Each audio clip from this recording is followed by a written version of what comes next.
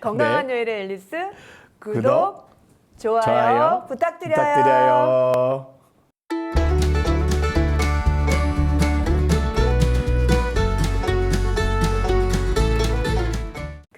이렇게 운동을 하고 싶은 분들 되게 많으시고 뭐 필요성은 알고 있지만 아파서 못 하시는 분들도 계시잖아요. 그래서 이제 어느 분이 와병 중인 부모님의 경우에 이제 스스로 움직이지 못할 때는 어떻게 인위적으로 무릎을 움직여 드리는 게 좀 도움이 될까요? 라는 아니면 주의점이 없을까요? 라는 댓글도 올라와 있었는데 뭐 어떤 운동이 좀 필요할까요? 무릎 전문가이기도 하지만 이제 운동 전도사로 이제 자칭을 하고 있습니다. 전문가는 절대 아니고요.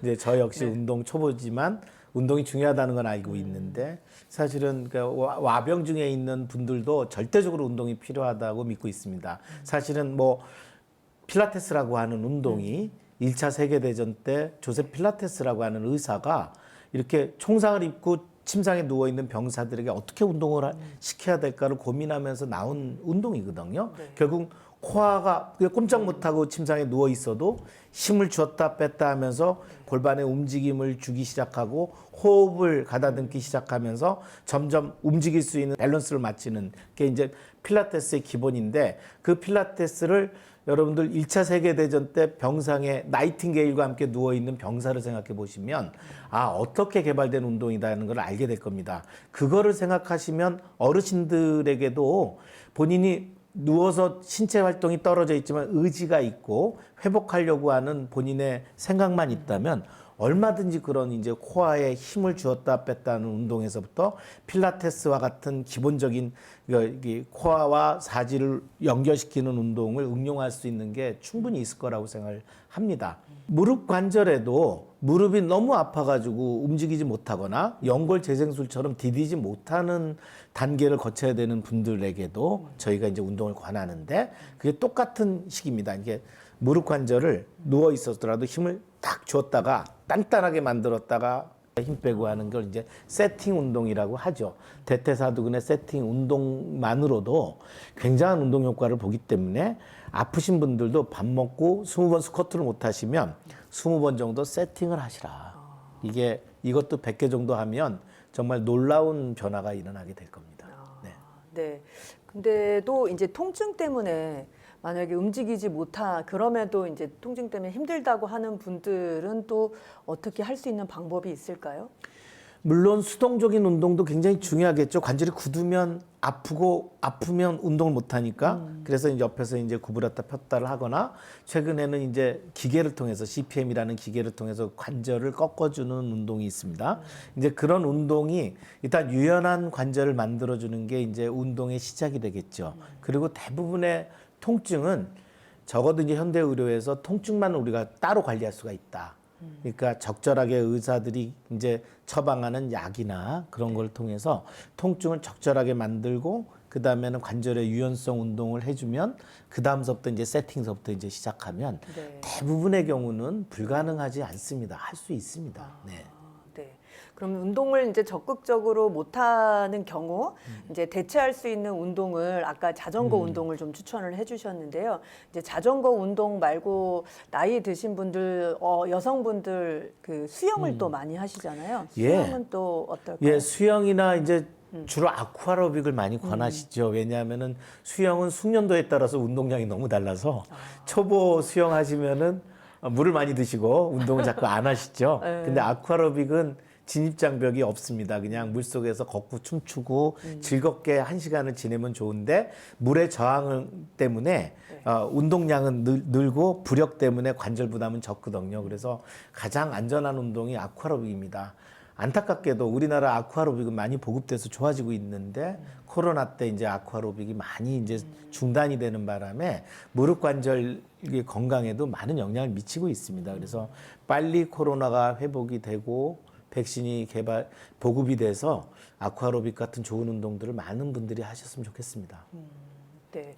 운동에 대한 얘기를 하면 걷기를 가장 많이 추천해 주시긴 합니다만 실제로 걷기도 제대로 해야 되는 거죠. 맞습니다. 그래서 제가 항상 진료실에는 걷는 것만큼 좋은 운동은 없죠. 근데 제가 관찰을 해보면 관절염 환자들이 자기가 믿고 있는 나는 이 정도 운동한다가 한 그 본인이 10이라면은 냉정하게는 5밖에는 운동을 못 하시는 거예요. 그래서 이제 제가 이제 항상 그 시간을 굉장히 할애해서 얘기를 드립니다. 10분 동안 나 예쁘지 운동을 해라. 거울을 봐라 이거죠. 그래서 거울을 보고 골반부터 보는 겁니다. 일단 한 다리를 들고 서 있는데 골반이 처지나 안 처지나. 아까 중둔근 운동 얘기했죠. 엉덩이 근육이 받쳐줘야 되는데 의외로 실룩실룩실룩 병이 있는 분들의 특징이 근력이 떨어지기 때문에 이렇게 뒤뚱거리게 돼서 걸으면 운동하면 좋아지거든요. 걸을 때 60도 이상 많이 구부리면서 걸어야 운동이 됩니다.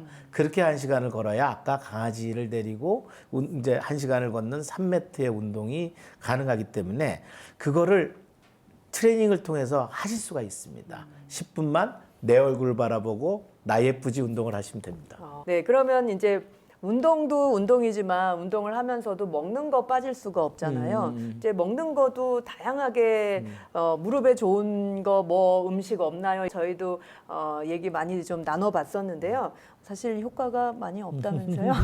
네, 좀 그 건강 전도사에서 다시 의학 전문가로 돌아오면 이게 이제 좀 그런 얘기들 많이 나와요. 방송도 보면 이게 콜라겐 성분이 들어있는데 이 식품에는 이게 무릎에는 콜라겐이 70%니까 도움이 된다 이렇게 얘기하는 거. 그렇게 하면은 챙겨 먹어야 될 음식이 너무나 많습니다. 물도 많이 먹어야 되고 콜라겐도 먹어야 되고 글루코사민은 우리 무릎 성분에 굉장히 풍부하게 들어있기 때문에 그것도 먹어야 되고 하이알루론산도 챙겨 먹어야 되고 이게 다 연골을 구성하는 성분 아니겠습니까? 그런데 의학 전문가가 얘기할 때는 그런 식품에 그런 성분이 들어있다가 관절에 직결되지 않습니다. 관절에 흡수되느냐.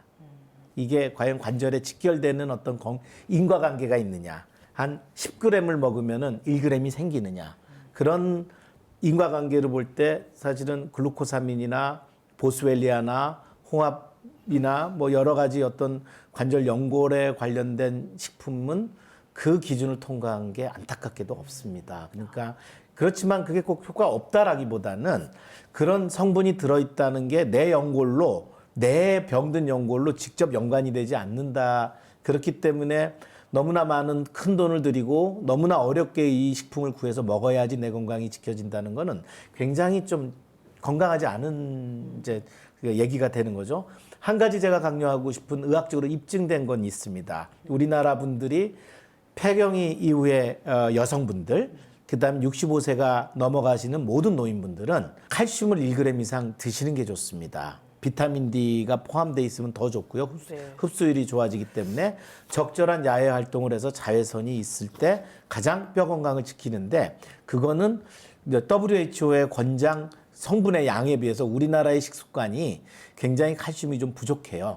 칼슘이 멸치나 시금치에 많아 보이지만은 유제품, 우유, 뭐 이제 이런 데 굉장히 많이 있기 때문에 어떤 칼슘을 나이가 드셔서 보충하는 건 굉장히 좋은 습관이라고 볼 수 있겠습니다. 그 예방을 위해서는 무릎 건강에 대해서 습관에 대해서 한번 정리해 주신다면 어떤 관절염은 사실은 좀 독하게 고쳐야 됩니다. 그런데 이제 환자분들이 안타깝게도 우리나라 사람들의 특징이 병원을 쇼핑하세요. 내가 듣고자 하는 얘기를 의사한테 듣기를 바라요. 근데 저는 대표적으로 듣고자 하는 얘기를 해드리는 의사입니다. 이제 수술하지 말라고 얘기하고 내관절 지키라고 얘기하고 그러니까 되게 좋아 보이시는데 나중에는 굉장히 실망하고 나가시죠. 왜냐하면 당신이 하는 정도의 운동 가지고는 택도 없다. 수술하는 게 낫다라고 얘기하게 되는 겁니다. 결국 왜 그런 얘기를 하냐면은 아까도 말씀드리는 대로 운동이 약인데 그 운동은 지금 대부분의 병에 걸려서 좀 신체 활력이나 이제 활동이 움츠려드신 분들이 생각하기에 좀 되게 센 운동을 하셔야 됩니다. 그래서 굉장히 부지런해져야 되고 긍정적인 마인드를 놓치시면 안 됩니다. 그래서 제가 얘기하는 것 중에 가장 중요한 건 아침에 일어날 때 이런 긍정적인 마인드를 가지고 일정한 시간 동안 그러니까 생활 습관을 바꾸는 거죠. 그러니까 운동을 한다기보다는 습관 자체가 좀 부지런해서 팔다리가 좀 고생하는 그런 생활 습관을 가져가시면 굉장히 이제 그 건강해지실 거라고 저는 믿습니다. 네, 잠깐 이 질문 놓쳤던 것 같은데요. 운동하고 나면 음료수도 많이 마시게 되잖아요. 네네. 그러면 이제 물을 마시면 좋은데 그거 말고 탄산수나 이온 음료나 여러 가지 음료들이 있는데 뼈나 연골 건강에 탄산수가 안 좋을까요? 라는 질문이 있습니다. 제가 알고 있기로는 탄산수 자체는 영향이 없습니다. 단 문제는 탄산수가 맛있게 하기 위해서는 그냥 맹물에 비해서 훨씬 더 많은 그 포도당을 써야 됩니다. 그러니까 달고 칼로리가 높은 게 되고 아직 콜라는 성분을 모르죠. 그러니까 이제 그런 가미되는 그러니까 탄산 플러스 가미되는 거가 그다지 건강하지는 않습니다. 그래서 최근에는 이제 그냥 탄산만 있는 음료수들이 있죠. 네. 그런 음료수는 뭐 어떠한 경우에도 이렇게 좀 위험하다는 경고를 본 적이 없어서 좀 본인의 기호에 맞게 드셔도 될 것 네. 같습니다.